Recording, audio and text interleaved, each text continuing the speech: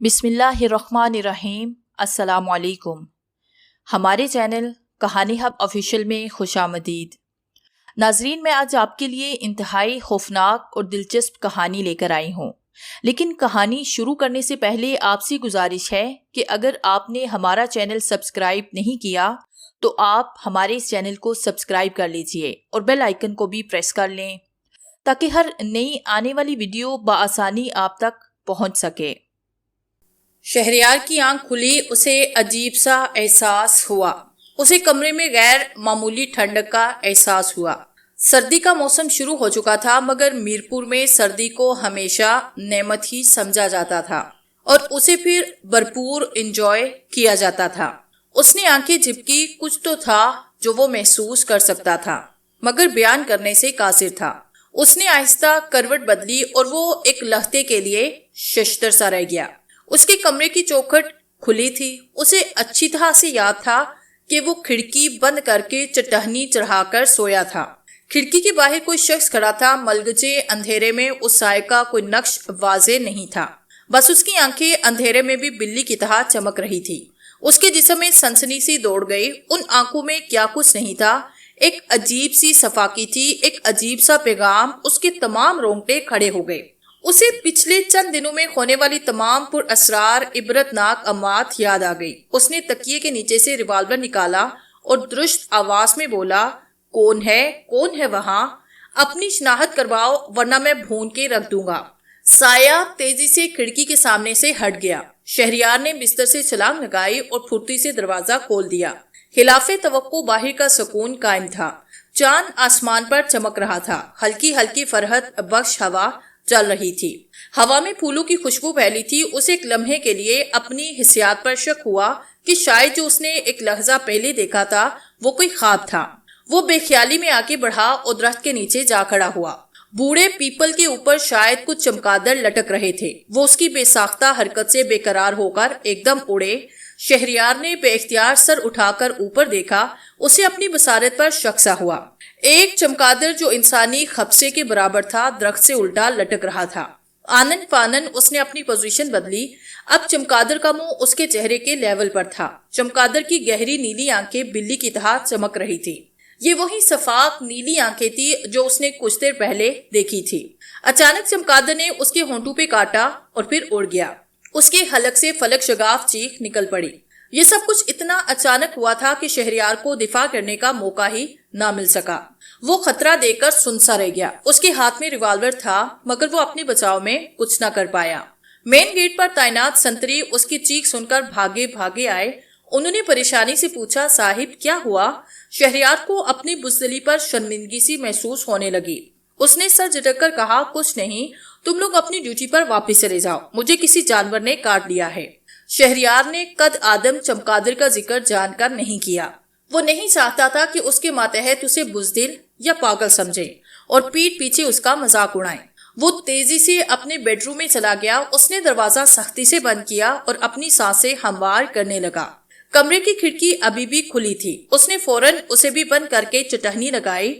उसने अपना सांस बहाल किया और फिर बाथरूम में जाकर देखा। उसे हैरत से झटका लगा। उसका होंठ बिल्कुल भी जख्मी नहीं था। उसने एक बेयकीनी के आलम में अपने होंठों पे हाथ फेरा, मगर कहीं भी किसी भी जख्म का कोई नामो निशान तक नहीं था। उसे अपनी दिमागी हालत पर शक होने लगा। उसने आंखें बंद की तो उसके तस्वर में वो सफाक नीली चमकती आंखें आ गई। उसने घबराकर आंखें खोली। उसका सांस ऊपर का ऊपर और नीचे का नीचे रह गया। शीशे में उसके अक्स की बजाय कद आदम चमगादड़ का अक्स नजर आ रहा था। उसकी नीली दहकती हुई आंखें उसे शीशे से अपने आर पार देखते हुई महसूस हो रही थी। वो खौफ से एकदम पीछे हटा। उसने दोबारा देखा। शीशे में उसे अपना अक्स नजर आ रहा था। उसका जिस्म पसीने से शराबूर हो चुका था। उसे अपनी टांगों और हाथों में नाताकती सी महसूस हो रही थी। वो कांपते वजूद के साथ गुस्लखाने के ठंडे फर्श पे बैठा। उसने देखा उसके हाथ पांव बुरी तरह कांप रहे थे। उसे समझ नहीं आ रहा था कि वो किस गोरख धंधे में फंसकर रह गया था। उसने आंखें बंद की। उसकी आंखों के सामने पिछले माह के मनाजिर घूम गए। पिछले माह ही तो उसने ये नौकरी ज्वाइन की थी, जब उसकी तकर्री बतौर डिप्टी कमिश्नर मीरपुर खास में हुई थी। तो वो खुशी से फूले ना समाया था। आजाद कश्मीर और उसकी खूबसूरती ने हमेशा उसे سحر زدہ کیے رکھا تھا۔ اب پہلی جاب پر اس کی تعیناتی بھی اسی جنت نظیر علاقے میں ہوئی تھی۔ وہ طویل سفر کے بعد جیسے ہی میرپور پہنچا، وہاں کے عملے نے اس کا پرتپاک طریقے سے استقبال کیا۔ اس کے ٹھہرنے کا انتظام سرکاری گیسٹ ہاؤس میں کیا گیا تھا۔ انگریز دور کا بنا ہوا یہ گیسٹ ہاؤس سرخ اینٹوں سے بنا ہوا تھا۔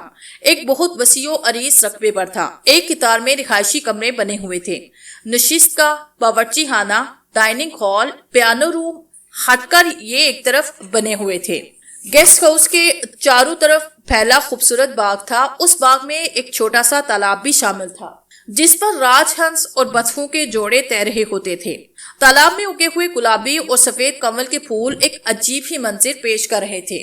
شہریار کو گیسٹ ہاؤس بہت پسند آیا۔ گیسٹ ہاؤس میں موجود پرانے وکٹورین فرنیچر نے اس کا دل مو لیا تھا۔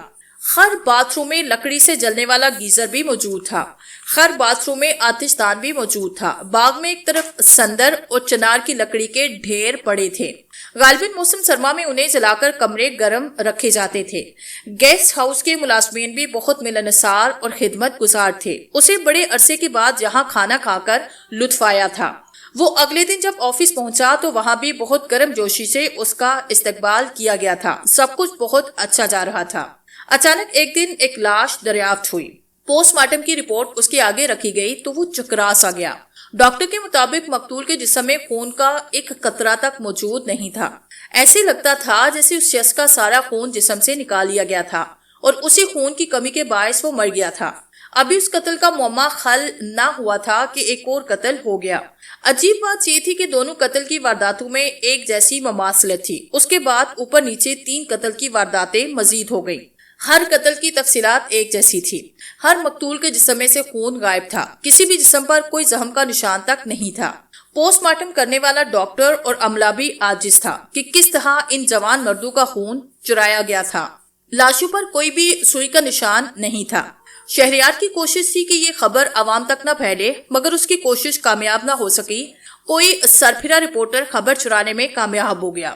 ٹی وی اور اخبارات میں خون چور سینڈیکیٹ کا ذکر کیا گیا جو جوان اور صحت مند مردوں کا خون چرا کر بیرون ملک بیچ رہے تھے۔ اس خبر اور نیوز بلٹن کے ساتھ ہی شہر میں خوف و ہراس کی فضا قائم ہو گئی۔ لوگوں نے سرے شام نکلنا بند کیا، مگر ہلاکتوں کا سلسلہ پھر بھی نہ رکا۔ کوئی نہ کوئی قسمت کا مارا اس سینڈیکیٹ کے ہتھے چڑھ ہی جاتا اور پھر صرف اس کی خون سے محروم باڈی ملتی تھی۔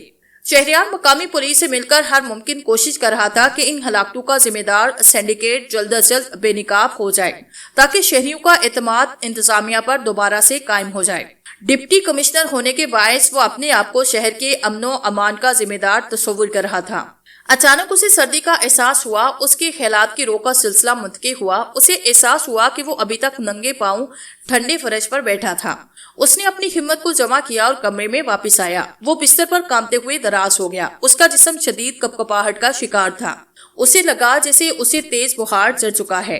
اسے سارے رات خوفناک اور الٹے سیدھے خواب نظر آتے رہے۔ کبھی اسے خون سے محروم لاشوں کے ڈھیر نظر آتے، کبھی بیوہ عورتوں کے بین اس کے کانوں میں سوراخ کرتے۔ صبح جب اس کی آنکھ کھلی تو نماز فجر کب کی قضا ہو چکی تھی۔ اس نے کسل مندی سے لیٹے لیٹے سوچا، آج مجھے چھٹی کر لینی چاہیے۔ رات بھر طبیعت بیزار رہی، شاید بخار کا اثر تھا، مگر پھر اس کی فطری فرشناسی آڑے آ گئی۔ اس نے اٹھ کر گرم پانی سے غسل کیا، قضا نماز فجر پڑھی اور ناشتہ کر کے دفتر کے لیے روانہ ہوا۔ وہ دفتر پہنچا ہی تھا کہ اس کے پی اے نے بتایا کہ مشہور اخبار دی جرنلسٹ کے رپورٹر اس کا خاص انٹرویو کرنے ہوئے آئے ہیں۔ وہ اچھی طرح جانتا تھا کہ وہ اس کا انٹرویو کرنے نہیں بلکہ شہر میں ہونے والے قتل کی وارداتوں کا سراغ لینے اس کے پاس آئے تھے۔ اس نے سوچا اور پھر پی اے کو انہیں بیچنے کے لیے کہا۔ دروازے پر ہونے والی دستک پر اس نے سر اٹھا کر دیکھا، اس کا سانس رک سا گیا۔ اخبار کا رپورٹر ایک عورت تھی۔ اس کا حسن بہت ہی سوگوار سا تھا۔ اس کے چہرے پر سب سے زیادہ نمایاں اس کی نیلی چمکتی آنکھیں تھی۔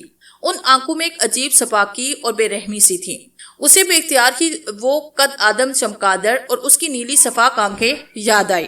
اسے اس رپورٹر کی آنکھیں بڑی آشنا سی لگی۔ وہ غیر ارادی طور پر کھڑا ہوا۔ وہ عورت بڑے اعتماد سے چلتی ہوئی اس کے پاس آئی اور مسافے کے لیے ہاتھ بڑھا کر بولی، ہیلو، آئی ایم وولڈ from the journalist, it's pleasure to meet you. Shahryar نے نہ چاہتے ہوئے بھی اس سے مصافحہ کیا۔ اس نے جیسے ہی اس کا ہاتھ پکڑا تو اسے ایسے محسوس ہوا جیسے اس نے کسی برف کی سل کو پکڑ لیا تھا۔ اسے وائلٹ کی نیلی آنکھیں اس کی روح کے دریچوں میں جھانکتی محسوس ہوئی۔ اس نے جھرجھری سی لی اور اسے بیٹھنے کا اشارہ کیا۔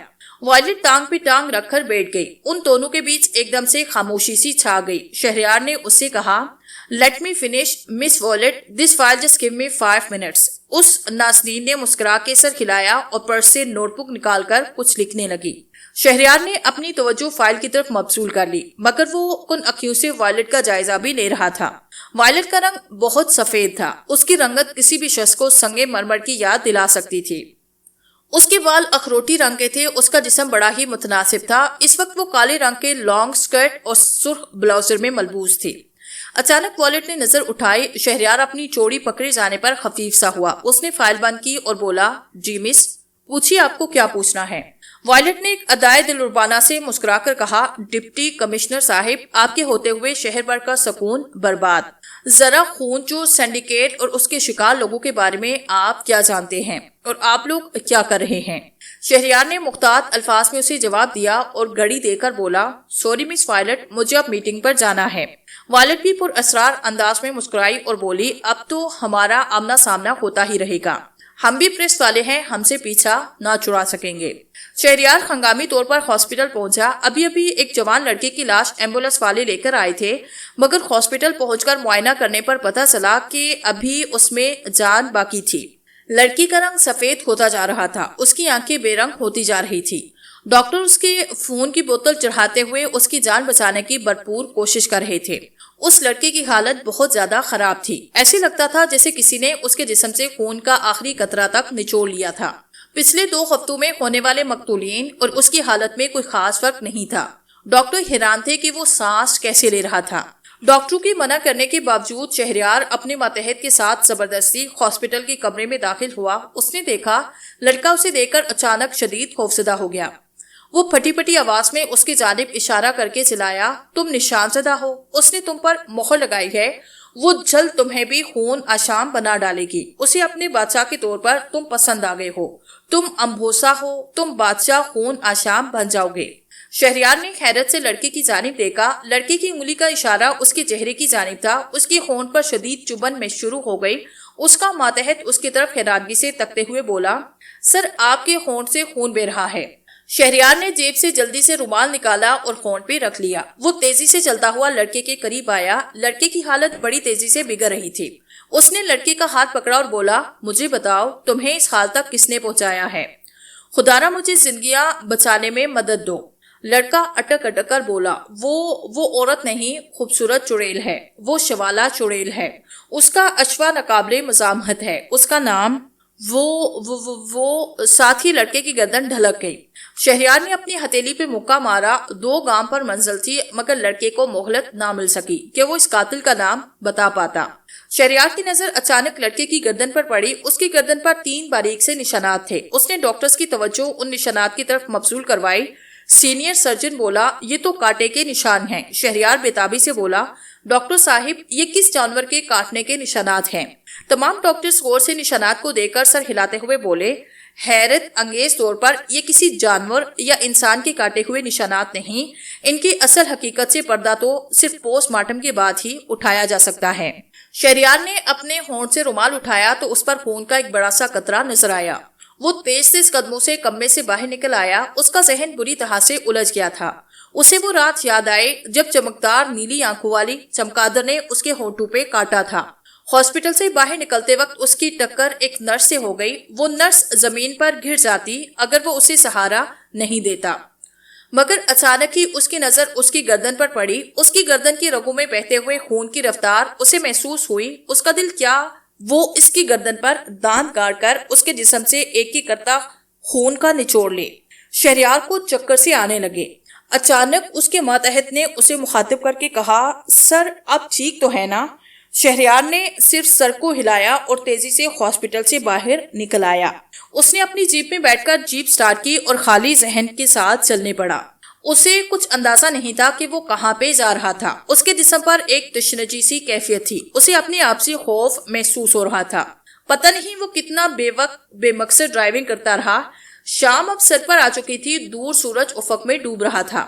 ایک موڑ کاٹتے ہی اچانک اسے سڑک کے بیچوں بیچ ایک لڑکی کھڑی نظر آئی۔ اس کی کار ایک طرف کھڑی تھی، شاید اس کی کار خراب ہو گئی تھی۔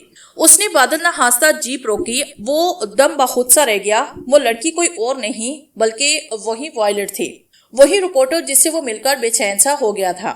اس نے سرخ رنگ کا گاؤن زیب کیا تھا، اس کے جوڑے، میک اپ اور جیولری سے اندازہ ہوتا تھا کہ وہ کسی پارٹی سے واپس آ رہی تھی۔ اس کا حسن اس گاؤن سے جھلکتا پڑ رہا تھا۔ شہریار کو دیکھ کر وہ ایک ادائے قاتلانہ سے مسکرائی اور بولی، کیا آپ مجھے میرے گھر تک لفٹ دیں گے؟ شہریار نے خاموشی سے سر ہلایا۔ وہ اچک کر پیسنجر سیٹ پر بیٹھ گئی۔ اس کے جسم سے مسحور کن خوشبو اٹھ رہی تھی۔ شہریار کے ضبط کا بندھن کمزور ہو رہا تھا۔ اسے احساس ہو رہا تھا کہ وہ بری طرح وائلٹ پر مر مٹ چکا تھا۔ وہ وائلٹ کے توبہ شکن حسن سے نگاہیں چراتے ہوئے اس کی ہدایت کے مطابق اس کے گھر آ پہنچا۔ اسے یہ دیکھ کر بڑا تعجب ہوا کہ وائلٹ کا گھر سرکاری گیسٹ ہاؤس کے بالکل پیچھے واقع تھا۔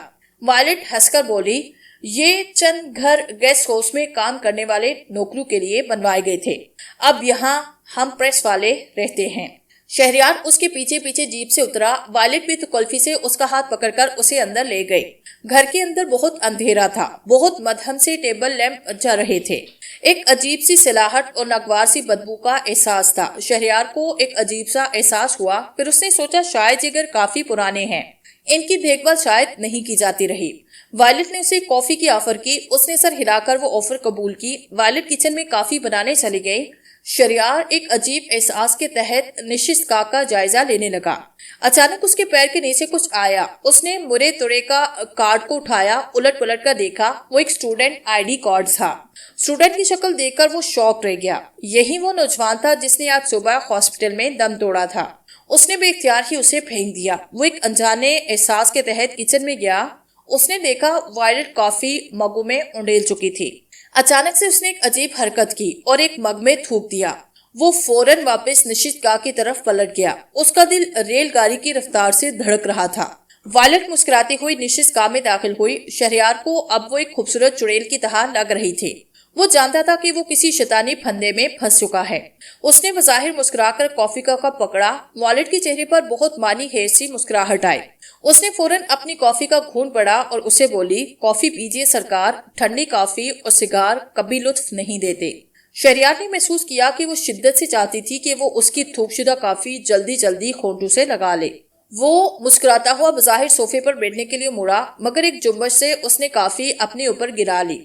وائلٹ ایک دم سے چلائی، یہ کیا کیا تم نے؟ شہریار نے مسکرا کے جواب دیا، بھئی ایک تو میں جل گیا، بجائے میری خیریت مطلوب ہونے کے آپ کو مگ کے ٹوٹنے کی اتنی فکر ہو گئی۔ غلطی سے ہاتھ لگ گیا، کوئی جان کر تو نہیں کافی گرائی؟ وائلٹ نے اپنے جذبات میں قابو کیے اور درمیانی آواز میں بولی، چلیں باتھ روم میں جا کر شرٹ دھوئیں، میں دوبارہ سے کافی بناتی ہوں۔ شہریار باتھ روم میں گیا تو ٹھٹک سا گیا۔ سنک کے اوپر لگے شیشے پر اخبار چپکایا گیا تھا۔ اس نے آہستہ سے دروازہ کھولا اور گھر کے باقی کمروں میں چکر لگایا۔ ہر کمرے میں شیشوں پر چادریں ڈالی ہوئی تھی۔ فرش پر فضلے کے ڈھیر پڑے تھے۔ ایک طرف تہ خانے کا دروازہ تھا۔ وہ دبے پاؤں تہ خانے میں اترا اور سنسا ہو گیا۔ تہ خانے میں بے شمار قد آدم چمگادڑیں الٹا لٹک رہے تھے۔